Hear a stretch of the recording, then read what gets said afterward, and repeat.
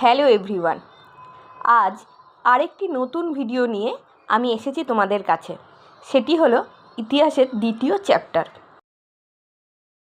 দ্বিতীয় অধ্যায়ে যেটা আমরা পড়ব, ভারতীয় উপমহাদেশে আদিম মানুষ। আদিম মানুষ বলতে সৃষ্টির পর কীরকম মানুষ সৃষ্টি হয়েছিল, তাদের জীবন কেমন ছিল, তাদের যাযাবর জীবন থেকে কিভাবে তারা স্থায়ী বসতি স্থাপন করলো, এই সম্পর্কে আমরা দ্বিতীয় অধ্যায়ে পড়ব। যে সবাই স্কুল থেকে নিয়ে সব গেছে একদিন চিড়িয়াখানায়, এবং দিদিমণি মাস্টারমশাইরাও সেখানে ছিল, এবং সেখানে শিম্পাঞ্জিকে দেখে তাদের মধ্যে কেউ একজন বললো যে শিম্পাঞ্জি হলো মানুষের প্রথম হচ্ছে মানুষ ছিল শিম্পাঞ্জির মতোই। তাহলে এই যে মানুষের যে সৃষ্টি, মানুষের সৃষ্টির সময় প্রথম মানুষ কেমন ছিল, আদিম মানুষ কেমন ছিল, এই সম্পর্কেই আমরা দ্বিতীয় অধ্যায়ে পেয়েছি। এবার বলেছে যে আদিম মানুষের কথা, তাহলে আদিম মানুষ কেমন ছিল? মানুষ ও তার কাজকর্ম নিয়েই এই মানুষের ইতিহাস। মানুষ আবার একটি বিশেষ প্রাণীও। শরীরের নির্দিষ্ট কতগুলি বৈশিষ্ট্য আছে যেগুলো থেকে আলাদাভাবে মানুষকে চেনা যায়। লক্ষ লক্ষ বছর ধরে নানান বদলের মধ্য দিয়ে সেই বৈশিষ্ট্যগুলি তৈরি হয়েছে। দু পায়ে হাঁটা, হাতের ব্যবহার, লম্বা মেরুদণ্ড, এই সবই মানুষের বৈশিষ্ট্য। আর তার মেরুদণ্ডের ওপরে রয়েছে একটি বিশাল মস্তিষ্ক। তার যদি আমরা দেখি, আমরা শিম্পাঞ্জি বলি বা ওই জাতীয় যেরকম যেগুলো হচ্ছে বানর জাতীয়, তারা কি করছে, তাদের কিন্তু হাত পা পৃথকভাবে ছিল না। তারা চার পায়ে হাঁটছে, চার পায়েই কোনো না কিছু করে ধরছে। কিন্তু আস্তে আস্তে যদি আমি শিম্পাঞ্জিকে ভালো করে দেখি, তাহলে শিম্পাঞ্জির বা ওই জাতীয় যদি কিছু দেখি, তাহলে দেখব তখন কিন্তু মানুষের বৈশিষ্ট্য কিন্তু ওই বানর জাতীয় বা শিম্পাঞ্জি জাতীয় থেকে কিন্তু পৃথক হয়ে গেল। তখন কি হয়ে গেল, তখন মানুষের মধ্যে দুটো পায়ে হাঁটা হচ্ছে, এবার আর সামনের দুটোকে যেটা রয়েছে সেটা হাতের মতো ব্যবহার করছে, হাতের ব্যবহার। এইবার কিন্তু তারা লম্বা হয়ে হাঁটছে, তার মেরুদণ্ডটাও হয়ে যাচ্ছে কি লম্বা, এবং মাথাটা, সব মেরুদণ্ডের ওপরেই মাথা আছে, প্রত্যেকটা প্রাণীর মধ্যেই আছে। সেটা যারা চতুষ্পদী হোক বা চার পায়ে যারা হাঁটে তাদেরই বলো বা মানুষেরই বলো, তো মস্তিষ্ক রয়েছে। কিন্তু বলেছে মানুষ একমাত্র প্রাণী যারা হাতের বুড়ো আঙুলকে কোনো কিছু ধরতে ব্যবহার করে। তাছাড়া মানুষের মাথার খুলি বড় মস্তিষ্ক ধরে রাখতে পারে। কয়েক লক্ষ বছর ধরে এই সব বদলগুলো মানুষের শরীরে হয়েছিল। লক্ষ লক্ষ বছর আগে পৃথিবীর স্থলভাগ ছিল ঘন জঙ্গলে ঢাকা। আফ্রিকা মহাদেশের পূর্ব অংশে তেমনই ছিল জঙ্গল। সেই জঙ্গলে ঘুরে বেড়াতো বিশাল আকারের ভয়ানক সব প্রাণী। গাছে গাছে ছিল নানান ধরনের পাখি আর বানর। সেখানে এক ধরনের বড় বানরও ছিল, তাদের কিন্তু লেজ ছিল না। তাহলে যদি আমি দেখি যে মানুষের পূর্বপুরুষ বা মানুষের জন্মের আগে তাদের কীরকম ব্যাপারটা, কেমন ছিল তারা, তাহলে কিন্তু এটাই যে তারা কেমন দেখতে ছিল, বড় বড় বানরের মতো, কিন্তু বানরের লেজ থাকে, কিন্তু এদের কিন্তু কোনো লেজ ছিল না। এদের বলা হতো এপিই বা এপ। অনেক দিন ধরে আস্তে আস্তে আবহাওয়া বদলাতে থাকে এবং নানান কারণে গাছপালা আগের থেকে কমে যায়। গাছে গাছে ঘুরে বেড়ানো কঠিন হয়ে যায়। তখন আগের মতো সহজ ফলমূল পাওয়াও মুশকিল হয়ে যায়।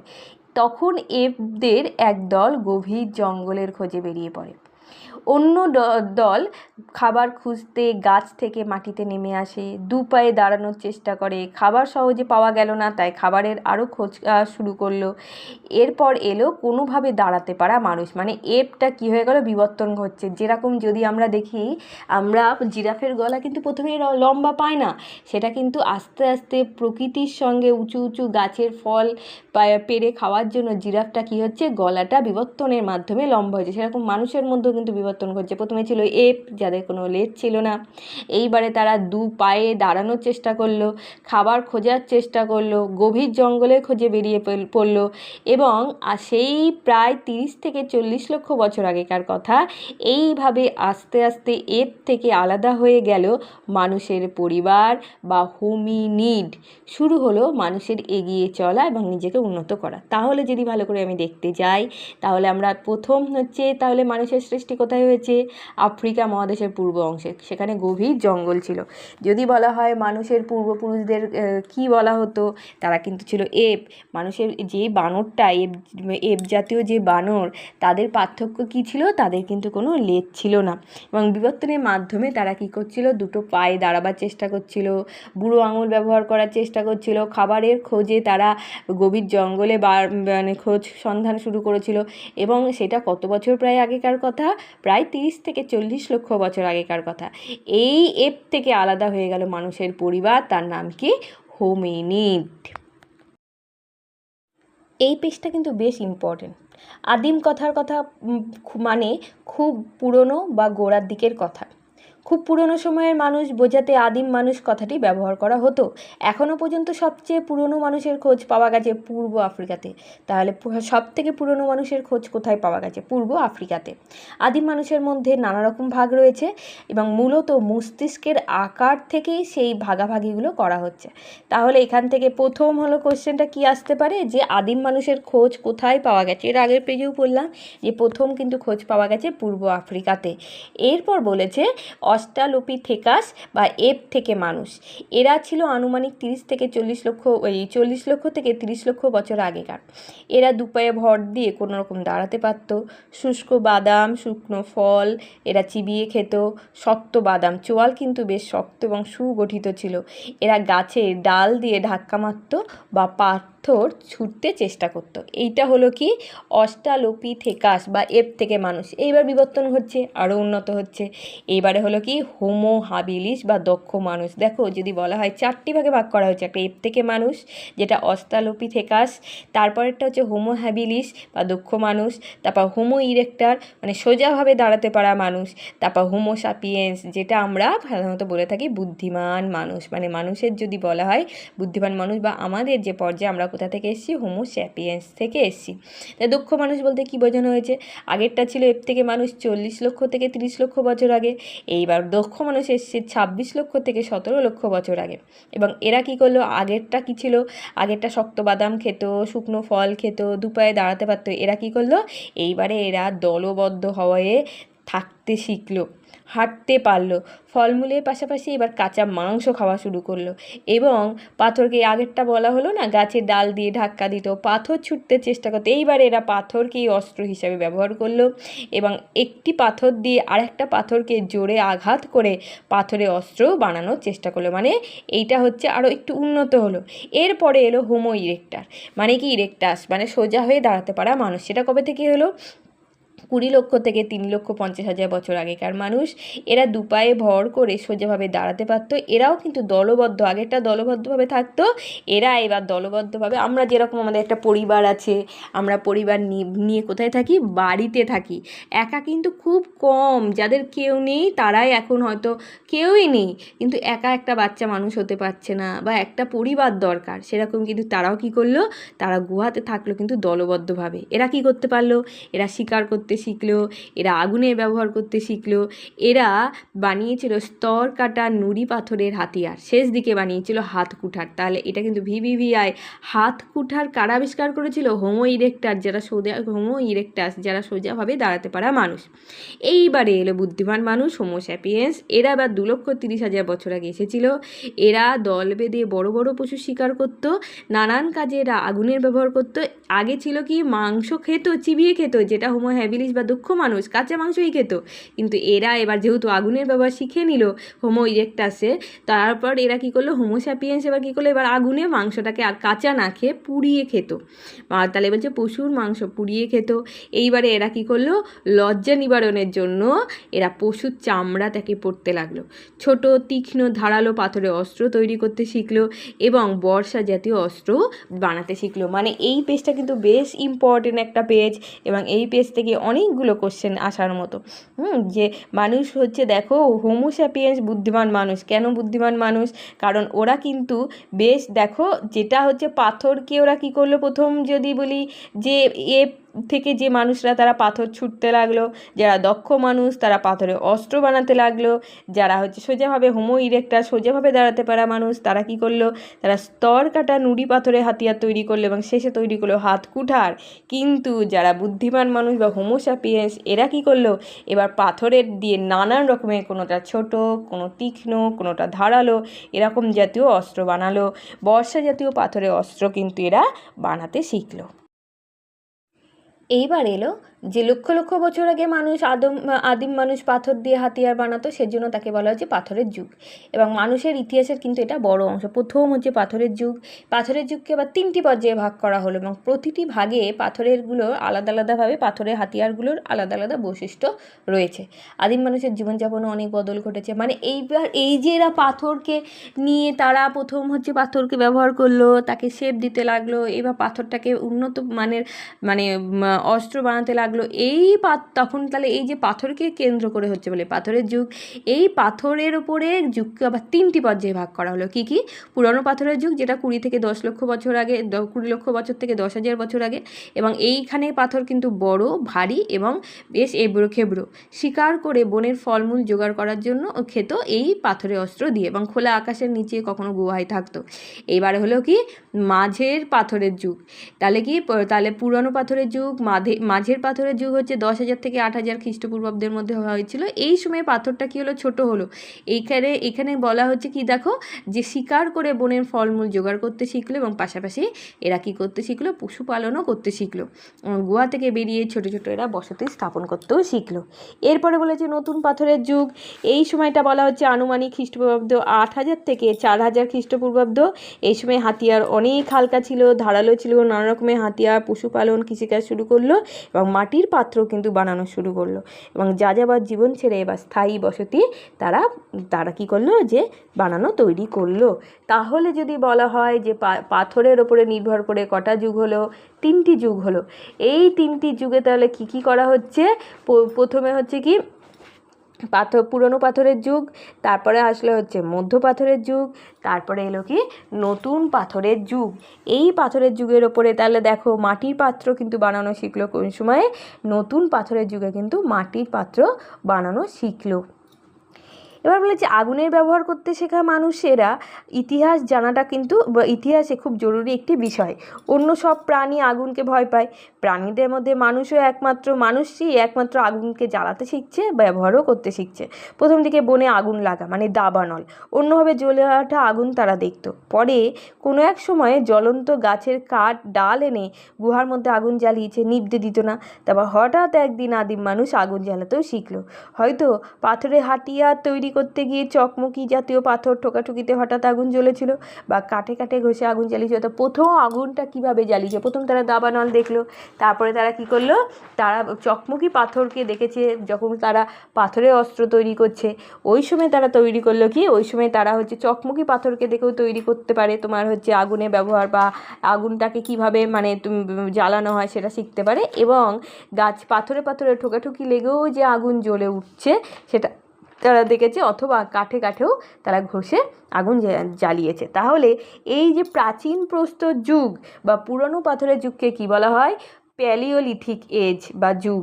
এই সময়টা কিন্তু মানুষ যাযাবর ছিল, খাদ্য সংগ্রহ করতো, তারা তখনও আগুনের সেরকমভাবে ব্যবহার কিন্তু শেখেনি। মাঝারি পাথরের যুগকে কি বলা হয়, মেসোলিথিক এজ, বা এই সময়টা কি হচ্ছে, এই সময় কিন্তু মানুষ পশুপালন করতে শিখছে। এই সময়ে মানুষের কিন্তু অস্ত্র আস্তে আস্তে কি হচ্ছে না, ছোট হচ্ছে। একে বলা হচ্ছে মাইক্রোলিথ।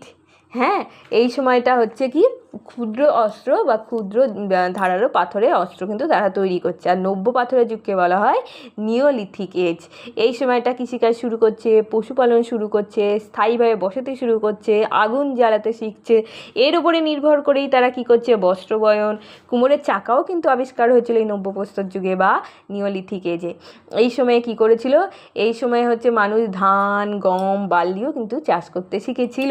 তাহলে এই পাথরের ওপর কেন্দ্র করে যুগকে তাহলে তাহলে কয়টি ভাগে ভাগ করা হলো? 3টি ভাগে ভাগ করা হলো। এই 3টি ভাগ কোনটা? প্রাচীন প্রস্তর যুগ, প্যালিওলিথিক এজ, মাঝারি বা মধ্যপ্রস্তর যুগ, মেসোলিথিক এজ, একে আর একটা কী বলা হয়? মাইক্রোলিথ, যেহেতু অস্ত্র এই সময়টা ছোট হয়েছিল। আর একটা কি?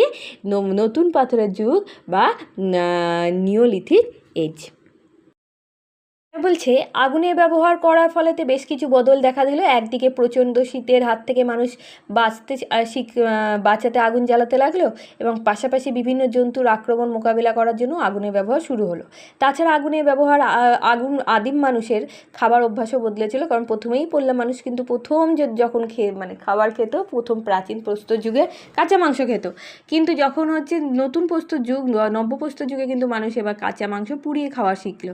নরম ঝলসানো মাংস খেতে তাদের চোয়াল এবং দাঁতের জোর কম লাগতো, তাই ধীরে ধীরে তাদের চোয়াল হয়ে আসলো সরু, সামনের ধারালো দুটো উঁচু দাঁত ছোট হয়ে আসলো, এবং নানা রকমভাবে বদল এলো চেহারায়। আদিম মানুষের শরীরের জোর বাড়ল এবং বুদ্ধির কিন্তু বিকাশ ঘটল। এরপরে বলা হয়েছে লুসির কথা আমরা জানবো। আফ্রিকা মহাদেশের ইথিওপিয়ার হাদান নামে একটি জায়গা আছে, সেখানে 1974 খ্রিস্টাব্দে অস্ট্রালোপিথেকাস কঙ্কালের কিছুটা অংশ পাওয়া গেছে। কঙ্কালটি প্রায় 32 লক্ষ বছর আগে একটি ছোট মেয়ের। এই কঙ্কালটির নাম দেওয়া হয়েছিল লুসির মস্তিষ্ক অন্যান্য প্রাণীর তুলনায় কিন্তু বেশ বড় ছিল, যদিও ধীরে ধীরে আদিম মানুষের মস্তিষ্ক আরও বড় হতে থাকে।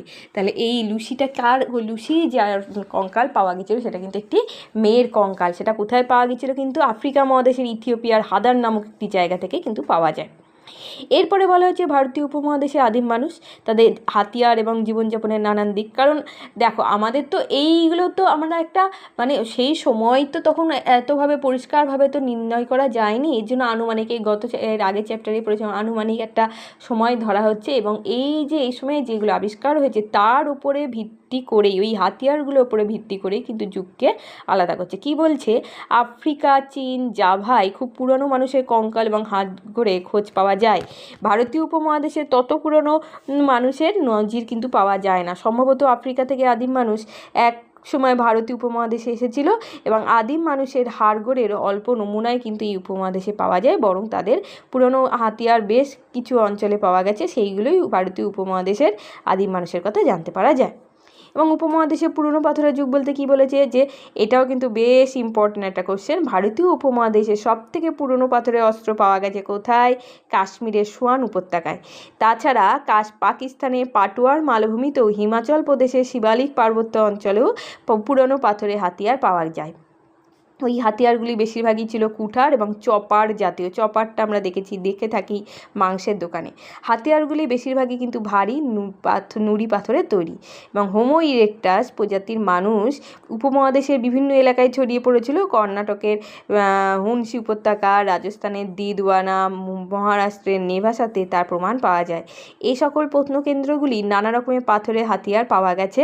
মধ্যপ্রদেশের নর্মদা উপত্যকায় 1,30,000 বছরের বেশি মানুষের মাথার খুলি পাওয়া যায়, এবং এইগুলো ভারী নিরেট পাথরে হাতকুঠার পাওয়া যায়, যার দ্বারা তারা খাবার জোগাড় করত, এবং নিজেদের খাবার তারা নিজেরা বানাতে কিন্তু পারতো না। পশুপালন ও তাদের জানা ছিল না। তার বলা হয়েছে, দেখো, যে মানুষের প্রথম যে পাওয়া গেছিলো হোমো ইরেক্টাস প্রজাতি বিভিন্ন জায়গায় ছড়িয়ে পড়েছে। কোথায় কোথায়? কর্ণাটকের হুনসি, এটা বলা হলো। পুরনো পাথরের অস্ত্র সব থেকে কোথায় পাওয়া গেছে? প্রথম কাশ্মীরের সোয়ান উপত্যকায়।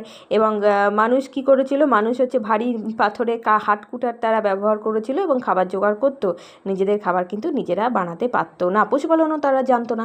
শিকার করে ফলমূল জোগাড় করে তারা পেট ভরাতো, নানান জায়গায় ঘুরে দিন কাটাতো। যাযাবর জীবন পাকাপাকি অঞ্চলে তারা বসতি গড়ে তোলেনি তখনও। কিছু সময় থাকার পর তারা বেছে নিল প্রাকৃতিক গুহা, এইবারে তারা চেষ্টা করছে কি না স্থায়ী বসতি। তা না পেলে খোলা আকাশের নিচে দিন কাটাতো। পুরনো পাথরের যুগে আদিম মানুষ জীবন ছিল বেশ কঠিন এবং কষ্টের। দলে বেঁধে তারা পশু শিকার করতো, মিলেমিশে খাবার ভাগ করে চেষ্টা করতো, খাবার খেত। প্রচণ্ড ঠান্ডা থেকে বাঁচার জন্য পশুর চামড়া পরতো, গাছের ছাল পরতো। আদিম মানুষ কিন্তু তখনও পোশাক তৈরি করতে শেখেনি। এবং উপমহাদেশে বেশ কয়েকটি পুরনো গুহার বসতির নজির পাওয়া গেছে, যেমন উত্তর পশ্চিম পাকিস্তানের সংঘাও, কর্ণাটক কর্ণাটকের কুর্নুল, মধ্যপ্রদেশের ভীমবেটকা, VVVI ভীমবেটকা। এই ভীমবেটকার সম্পর্কে যদি বলা হয়, মধ্যপ্রদেশের ভূপাল থেকে বেশ কিছুটা দূরে বিন্ধ্য পর্বতের গা ঘেঁষে একটি নির্জন জঙ্গল, যেটা 1957 খ্রিস্টাব্দে ভীমবেটকার গুহার খোঁজ পাওয়া যায়। ওই গুহাগুলিতে পুরনো পাথরের যুগের আদিম মানুষেরা থাকতে শুরু করে। গাছের দেওয়ালে তারা বিভিন্ন ছবি আঁকে, প্রায় সবই শিকারের দৃশ্য ছিল। নানা রকমের বন্য পশুর ছবি আঁকে, মাছ, পাখি, কাঠবিড়ালির ছবি দেখা যায়।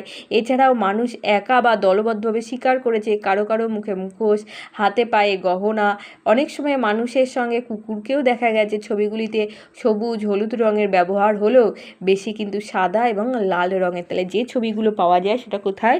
মধ্যপ্রদেশের ভীমবেটকা, ভোপাল থেকে বেশ কিছুটা দূরে। এই গুহায় কী কী পাখি, মাছ, কাঠবিড়ালির ছবি পাওয়া গেছে। এইখানেতে ছবিগুলোতে কী কী রঙ? হলুদ এবং সবুজ রঙের ব্যবহার হলেও সবথেকে বেশি পাওয়া যায় কিন্তু লাল এবং সাদা রঙের ব্যবহার। এবারে বলে যে পাথরের হাতিয়ার তৈরি পদ্ধতি খুব ধীরে ধীরে বদলে যাচ্ছিল। হাতিয়ারগুলি আস্তে আস্তে হালকা হচ্ছিল, ছোট এবং ধারালো হয়ে উঠেছিল। একটা বড় পাথরের গায়ে আঘাত করে তারা কোনাচে অংশগুলি বার করা হতো।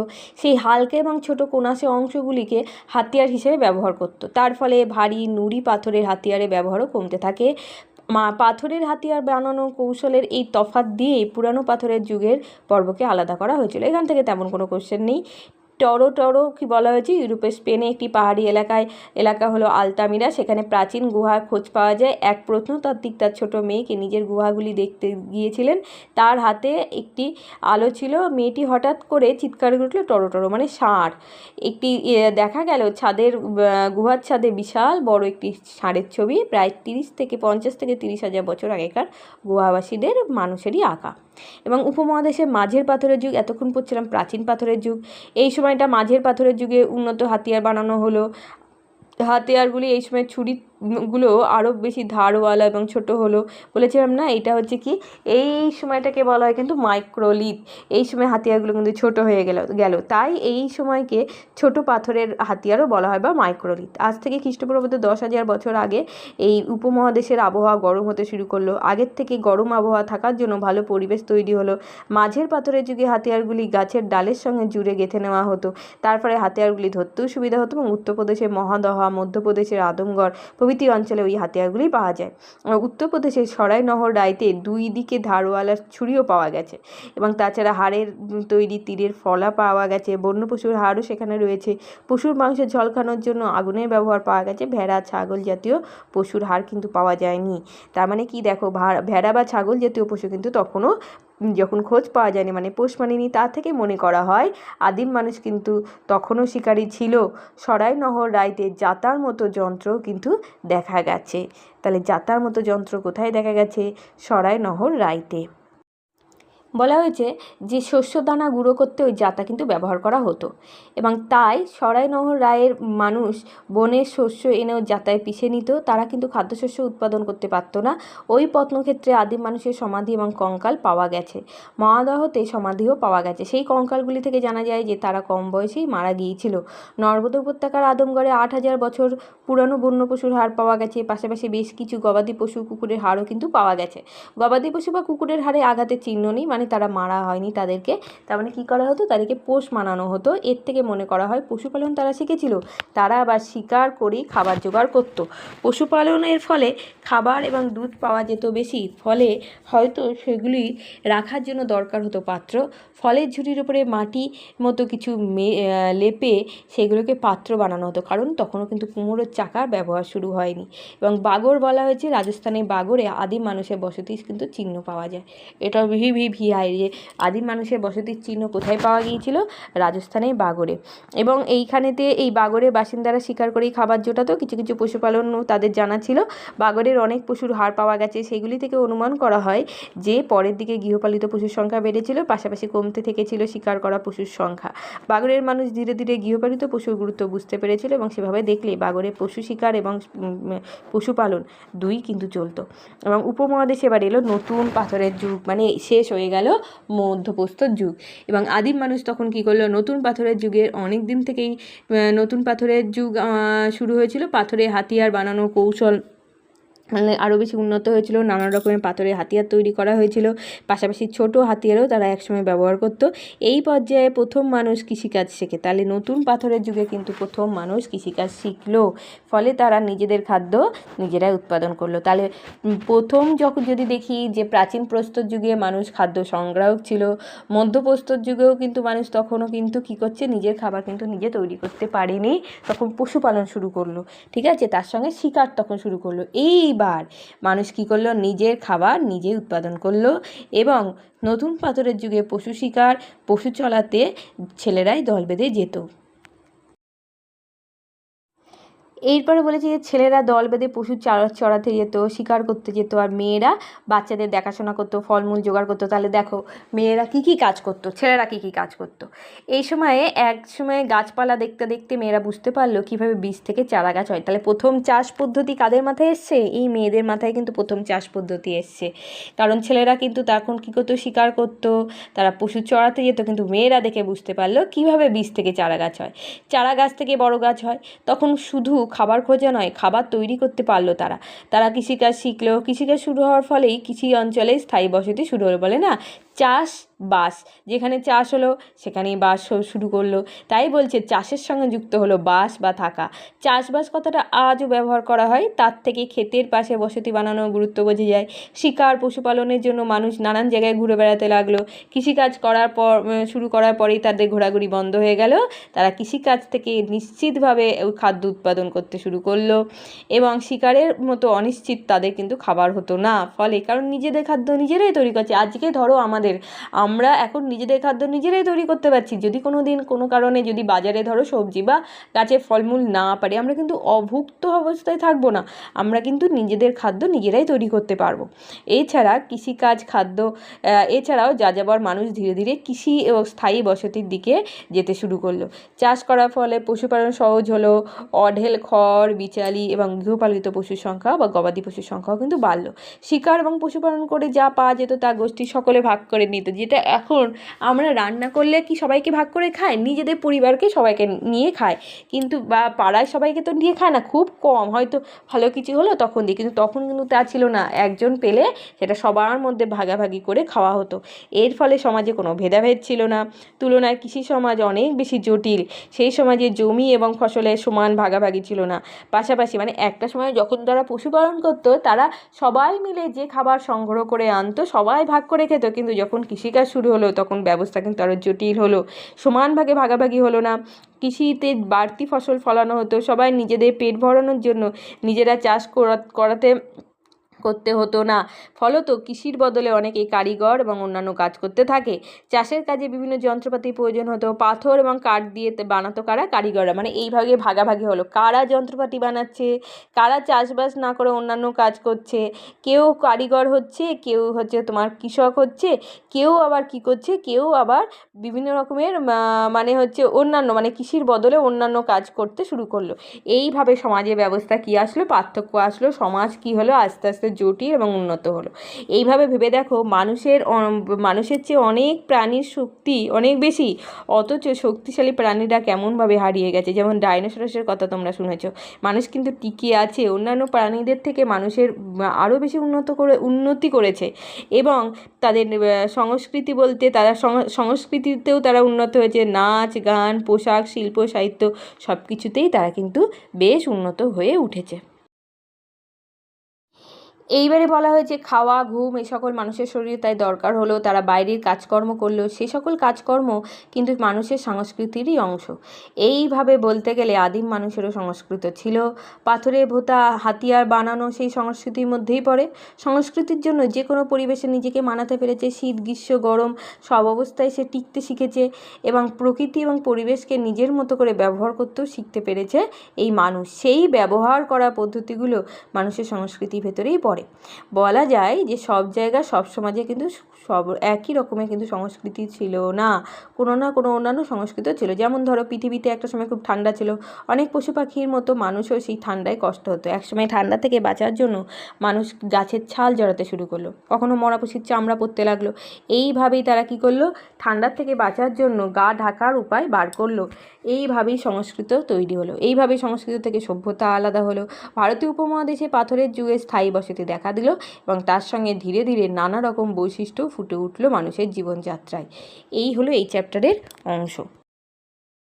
এইটুকুই হচ্ছে এই চ্যাপ্টার, মানে কিভাবে মানুষের কিভাবে তাদের বিভিন্ন যুগ গঠন হলো, পাথরের হাতিয়ারের মানে হাতিয়ার অনুযায়ী কীভাবে তারা যুগ গঠন করলো, কীভাবে যাযাবর মানুষ স্থায়ী বসতি গড়ে তুললো, কখন সভ্যতা আস্তে আস্তে সহজ সরল জীবনযাপন থেকে জটিল এবং উন্নত হলো, মানুষের প্রথম পর্যায়ে কী ছিল, এরকম বিভিন্ন এই কোশ্চেন বা বিভিন্ন উত্তর আমরা এই চ্যাপ্টারে পাই। ব্যাস আজকে এইটুকুই। এখান থেকে তাহলে কী রকমের কোশ্চেন হতে পারে বা কী আসতে পারে এইটুকুনি আমি বলেছি। এর পরের দিনকে আমি আলোচনা করব এই চ্যাপ্টারের ওপরে কী কোশ্চেন আসতে পারে। হ্যাঁ, ভিডিওটি দেখার জন্য অসংখ্য ধন্যবাদ। পাশে থেকেও, সাথে থেকেও, যদি ভালো লাগে তাহলে একটা লাইক করো এবং চ্যানেলটিকে সাবস্ক্রাইব করো। পরের দিন আমি এই চ্যাপ্টার থেকে কী শর্ট কোশ্চেন আসতে পারে সেটাকে নিয়ে আলোচনা করব। Thank you.